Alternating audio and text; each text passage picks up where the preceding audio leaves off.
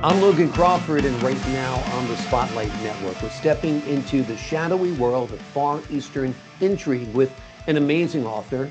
His name is Roger Crossland, and he has penned a wonderful book. It is called The Abalone Ukulele, a tale of Far Eastern intrigue. This gripping historical novel weaves together espionage, naval intrigue, and cultural clashes in 1913 Shanghai as three ordinary men and women confront extraordinary stakes involving gold, revolution, and survival. We're delighted to have this very talented author join us here today on Spotlight. We thank the team at Bookside Press for helping us put him in the spotlight today, and we ask viewers like you to support authors like him by subscribing to our channel and by purchasing his amazing book. The links are below the interview. Roger, thank you so much for joining me here today on Spotlight. Glad to be here. It's a privilege. Privileged to have you on the show, my friend. This is such an imaginative story. 1913 Shanghai as a backdrop. How did you come up with the idea? Well, I initially started with the idea. I'm a retired SEAL with 35 years Mhm. service, active and reserve. And I'd always enjoyed history and I've always enjoyed uh, special operations. And I thought it might be interesting to combine the two. I'm also a fan of fighting sail series, but I didn't think it was my cup of tea that I wanted something I that hadn't been plowed quite as often. I also realized that if I got into the turn of the century, and primarily in the period before World War One, it'd have a lot of dynamics to it. The not gilded period, the roaring 90s, things are happening all over the world at a very hectic and interesting pace. I also, as a historian, realized that I could find more information, uh, that there are photos around to use for inspiration, and the deck plate sailor is keeping diaries. So you can Mhm. get their diaries and use them as sources for inspiration. Yeah. Uh, and uh, I also spent a lot of time in Asia. Yeah. I had about 9 trips to Korea. I served at my first uh, deployment was to Vietnam, second was to Korea, third to the Philippines, and my final deployment was to Afghanistan. Mm. So these, I had it by osmosis, picked up inspiration. But I found these cultures very interesting, and and they just do things and think differently, and that makes it all very interesting. Yeah. Yeah. It gives the reader an opportunity to explore Asian culture, China, Korea, Japan, and of course the United States as well. And I think it's part of the fun of reading a novel is that you're transported to different lands and transported to different times. Now, imagining Shanghai in 1913, did you do research? Tell us how you went about painting that world, that part of the book. Well, I every time I've written a book, it costs me about reading probably 3 books for every 10 pages of print. Oh. And so I immerse myself, and I don't just stick to naval history. My degree from Columbia is in sociology history, Hmm. and it's a different way of looking at history. You're looking at the institutions that anchor a culture Hmm. and how it's done all sorts of different ways. Their form of government, their moral, reinforcing their moral values and other values are all done with different kinds of institutions. And not everybody realizes that. they can't understand why there isn't a McDonald's on the corner of every foreign nation corner. Exactly. There are other ways of approaching problems, and some of them are very enlightened, and some of them are counterproductive. But they are all interesting studies, and you suddenly realize there's more than one way to skin a cat, that there are Yeah. different ways of ruling and organizing a country. And also, they have their problems. And in Shanghai at that time, it was the Wild West, Yeah, but it was very interesting. absolutely. Part of the plot involves Japanese gold ingots. Tell us about that part of the story. Okay, well, I'm a SEAL and a senior officer SEAL, and special operations are conducted in a lot of different fields, and one of them is economic warfare. You, not all battles are fought with bullets and grenades. You can, uh, Clausewitz said the way you win a war is just by convincing the other side they don't have the will to fight anymore. Well, Hmm. if everybody's bank account is empty and they can't feed themselves, they start thinking differently about being aggressive or by or actually just innocently in a plight, but they Hmm. can't fight. So that and in Vietnam are some of our best operations were done against uh, tax collectors, Right. Viet Cong tax collectors. It was a shadow government, and there were men, and I had Vietnamese defectors who'd come over to our side and had stories about how their family members had been addressed by these tax collectors, and they could protest, and it was extortion. It might, if you protested, you might end up dead. Right. So economic warfare and counter economic warfare are something I was very much involved in. Yeah. The obviously being a SEAL has shaped your worldview. It's probably different than civilians because you've seen the necessity of war and the necessity of combat at times. It also shapes this novel as well. Tell us how your work as a SEAL, your career as a SEAL, has impacted the work. Well, I part part of being a good SEAL, especially in a lot of operations, is getting to know the people around you and understanding how things are different and how people go about approaching things. Now, uh, I had in the States, if you want an animal to sound the alarm if you're being approached, you have a dog. In Right. Vietnam, you have geese. Huh. The geese are the alarms, and that goes back to Roman times. They had geese too Hmm. as alarms. Uh, and you, and a lot of my work was gathering intelligence about where we were going to stage a raid. And I had to understand different things. In Asia, if somebody's smiling at you, it doesn't necessarily mean they're happy. It may mean they're nervous. Right. And you got to put them at ease, and you've got Mhm. to uh, understand their value system.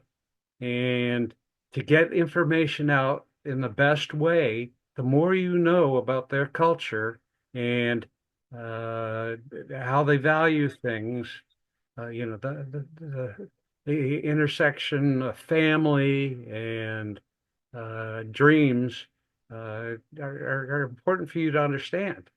They're in other military units. Saw people uh, being questioned, and they were a loss to know how to uh, get into somebody who's volunteering information's uh, understanding. So and I also have another perspective is my father and mother met in Casablanca during World War II. My Wow. fa my father was a Army Air Force officer, and my mother was a Moroccan-born French courieuse français nurse. Uh, and I can remember how she used to talk about the day they were liberated. Sure. That's an amazing story. That could be a book in and of itself. What a beautiful story that your father was an American soldier in Casablanca and your mother was a French nurse. I mean, I think Well, it's they'd have to compete with Humphrey Bogart and Ingrid Bergman. exactly. I was going to say, of all the gin joints in all the towns in all the world, she walked into mine. Yeah. That's how the book could start for you, and well, and say, oh, it didn't quite start like this, but this is what happened. I think that's a beautiful story. That's amazing. Well, I'm going to write that down. Okay, Sounds good. Feel free to borrow it. No, not a problem. Have you envisioned, speaking of Casablanca and great movies, have you envisioned this book as a movie? yes, yes. I've uh, very often, but it would be difficult. I Yeah. definitely wouldn't want to be with a movie crew in mainland China Yeah. right now. And Yeah. I am also a lawyer and was that was my reserve time. I lived sort of a double life, Mm, and I've got some horror stories to tell about doing business with Russian and Chinese yeah. in Russia and giant China. That they you can never make them pure capitalists. Right. There's the government and the secret agencies that can push your corporation and your manufacturing around. Uh, so yeah, there are a bunch of vantage points I look at things from. Yeah. Um, and uh, both the lawyer side and the SEAL side are adversarial. Mm, We're always thinking about the fight and right. who is doing us wrong and who is doing us right. Right. And they kind of both have two different strategies. The lawyer is more of a rational, reasonable, logical side, and the SEAL is more of a rip their throat out side, in a way, right? It's more physical. Well, as a lawyer, I've rarely seen the rational side. Uh, but That's true. Talk to anybody who's been around a lawyer long enough, and they'll tell you that lawyers aren't completely rational. That's for sure. Well, at least they're supposed to be in theory, but everything in theory is supposed to work, right? but both professions are high stakes. Yeah. It's you can be put away, you can lose your liberty, or you can lose your life. Yeah. Uh, Yeah, you're a so true Renaissance man, a Navy SEAL, an attorney, and an author. That's amazing. Yeah. And we were talking about this as a movie. I think it'd be a spectacular movie. What would be your favorite scene? What scene would you love to see recreated the most? holy cow! Uh, without spoiling, well, there is a scene where the chief protagonist gets a small bit of retribution out of his the Spuyten family, which is evil as evil can be, Mhm. and it's pretty dramatic and borders on brutal, but Right. not as brutal as the Spuytens. And then there's the climax, or the second to last climax. I double climax, uh, where they're storming a ship to free some women. The crew of the Pluto wants to free their girlfriends, and they're held captive on a Spuyten ship. And Those are it is a historian, historical fiction writer, Umberto Eco, and he says you should always start with a seminal image. And those two images were the ones I thought of. And I think a seminal image means, your trailer, Yeah. what will put them in the seats in the theater. And those two scenes are are perhaps the most dramatic. Uh, Yeah, absolutely. I think they'd be spectacular on the big screen or the small screen. Either way, I think they would be great because the small screens aren't that small today. So it's on TV, it would work as well. Let me ask you about this book. Is it part of a series? yes, yes, it's the second book, and I'm working on a third. Okay. And yes, it's part of a series. Now, how many books is it remains to be seen. And it seems with all the research I do, it takes me about a couple of years to Yeah. finish a book. Yeah. Tell us about the first book in The the first series. first book is Jade Rooster, Hmm. where uh, the Hobson, he's a quartermaster petty officer in the U.S. Navy, uh, meets a a naval intelligence officer, and they've got to find out what has happened to a merchant ship. Now, the Navy doesn't normally do things like that, but some senators pulling the Navy's chain and saying the owners of this ship are good supporters, and this ship is in your area in Asia, and it's somewhere in Asia, and it's been lost. So uh, they take that and investigate it, and it's intelligence work. Ends up being that, and Hobson is a the son of missionaries, American missionaries that practiced both in Japan and Korea. So he speaks both languages. Uh, the the naval militia officer is a professor who is a linguist, and he's picking up on Japanese very quickly. And he's a clever guy and Hmm. sort of interesting. Um, and they end up turning up some skullduggery by two other countries that are costing people's lives and stirring up trouble in both Korea and the Philippines. Uh, Sounds intriguing for sure. Where will the third book take us?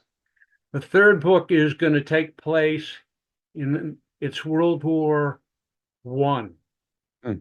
1914. Now, a lot of countries have been brought into the war almost immediately, Hmm. but U.S. isn't going to get drawn into the war for another 3 years. However, the U.S. has interests, and the U.S. Navy has interests, and so uh,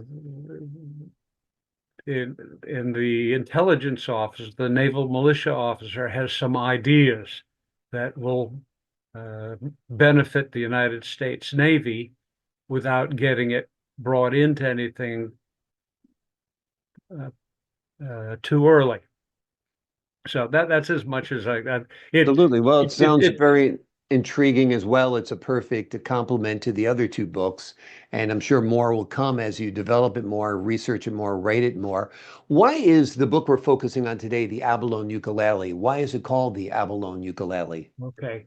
The intersection of Hobson and Skookum Yee. Skookum Yee is the courier, and Hobson is the quartermaster petty officer. Is Hobson sees a ukulele in a pawn shop window, and he keeps watching it, and he's waiting for the time to run out on the ticket. it's been hawked by some German sailor. And Hobson wants that ukulele, and it's inlaid with abalone. And at that pawn shop, several of the characters intersect in different ways, but that is the key to the everything coming together. That here you've got a Korean tribute who's been disgraced, and you've got a deck plate sailor. Uh, and how were they going to get some help from the Asiatic station? Uh, and it all pivots on sort of a minor matter where Hobson shows some skill, and the next thing you know, Skookum Yi is asking for an audience with the admiral of the Asiatic station. And he wants to point out this gold is going to cause problems, and maybe it can be used to solve some problems. Mm. Uh, Very, very interesting indeed. Let's talk a little bit about the theme of unconventional warfare in the book. well, as I said, this a heist is a raid, and there are two raids, one by the Japanese and one by the U.S. Navy sub Rosa. Uh, Unconventional warfare is broadly talking everything that isn't unconventional, or unconventional warfare is anything that isn't conventional warfare. Right. So, and it often involves small groups hitting pinpoint targets in unexpected places. Mm.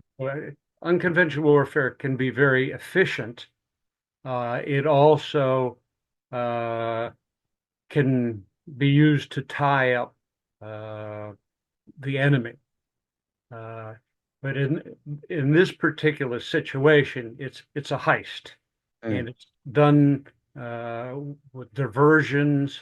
It's done without the victim, if we can call Yeah. the Japanese at that time victims, Yeah.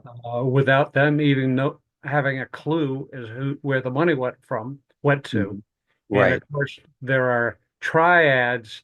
Uh, Shanghai is brimming over with triads. Hmm. And so there are a lot of distractions, but they want their money back. Yeah. One of the problems is the the raid is a success, but that's just the beginning of things. You've got to, where do you put the money? Are the ingots? Where do you put the ingots? What do you do with the ingots? How do you protect the ingots? And that is often the part that people don't realize in special operations. It's not just doing some of the things, it's figuring out how to handle what happens, the repercussions, Yeah. and they can be very personal. Absolutely. Do you see any parallels between the geopolitical dynamics of 1913 and today? Yes, yes, very much so. Uh, in uh, in that time, Japan is the villain, and they use uh, kind of Sun Tzu. I don't know if you're familiar with Sure. him. The He art was of a war. Chinese general, had very he was way ahead of and I'm trying to remember the Italian who was also known for dirty tricks. But Hmm. Sun Tzu was big on dirty tricks. Right. And so at this time, the dirty tricks are done by the Japanese. Today, we've got to be very suspicious of the Chinese communists. Mm. They tell us one story and it isn't true, and it's much of it is aimed at undermining our economy. Yeah. So yeah, it's just It's the reverse. In my book, China is the victim. In contemporary days, China's can be the government. China's government can be the villain. The Chinese people are yeah. salt of the earth. Oh, yeah, absolutely. But the government is not. The government can be the bane of the earth, and some might even blame the pandemic on the government. But that's for another topic, another discussion, I'd Yeah, guess. that could take another 3 hours minimum. Exactly. E- Minimum. Exactly. Tell us a little bit about your literary influences and how they've shaped your work. Well, growing up, there's an author, Kenneth Roberts, who's Hmm. a historical fiction writer who ended up getting a special Pulitzer Prize. Hmm. There's James Clavell, who has not, well, one of my reviewers said I echoed a little bit of James Clavell. Wonderful. And C.S. Forrester and Patrick O'Brien. Patrick O'Brien is mid-mention in a couple of my reviews. But I liked reading history. I live in a town that was burned during the American Revolution. Mm, Uh, and I think history is very important. Probably is brought about by my coming from two different cultures. mm, My mother would every now and say, "The Americans do this," or "I wonder why the Americans do that." right. And so I got used to looking at things with a little detachment and thinking, I wonder how that first came about. Yeah. Why do people do this or why do people do that? Mm, And so it's all very interesting for me. My wife's Canadian. My mhm. grandmother was Scottish, and she was a McLennan Logan. Uh, Really? Okay. Well, Logans are a big Scottish name and a big Scottish clan. And so are the Crawfords, as a matter of fact. So I was going to say to you, if you love history, you live in the right state. I don't think there's a slice of America where you can find preserved revolutionary and colonial America still intact like there is in Connecticut. It's amazing. uh, I Yeah, it is amazing. Yeah. In in a way, they could enjoy the benefits of Boston and New York, yeah, but they were far enough away to not suffer the downside. Yeah, yeah, it's amazing. Take a stroll through Essex, Connecticut, and you'll feel like you're back in George Washington's time. In Oh fact, yes, you can yes, drink and at the same Stonington pub. too. Yeah, without a doubt. The name of the book we've been focusing on today, like a laser beam, is The Abalone Ukulele, a tale of Far Eastern intrigue. This is a gripping historical novel that weaves together espionage, naval intrigue, and cultural clashes in 1913 Shanghai as three ordinary men and women confront extraordinary stakes involving gold, revolution, and survival. It is written by a real life hero, a real life Renaissance man, a man who is a soldier, a SEAL, and an attorney, and a wonderful, prolific author as well. This book is part of a series, and a third installment will be coming out in the not too distant future. Roger, thank you so much for joining me here today on Spotlight. It's been great. I'm glad you had a good time. I enjoyed speaking with you as well, sir. Thank you for your service. To the folks at home, I'm Logan Crawford, thanking you for your time this time. Until next time on Spotlight.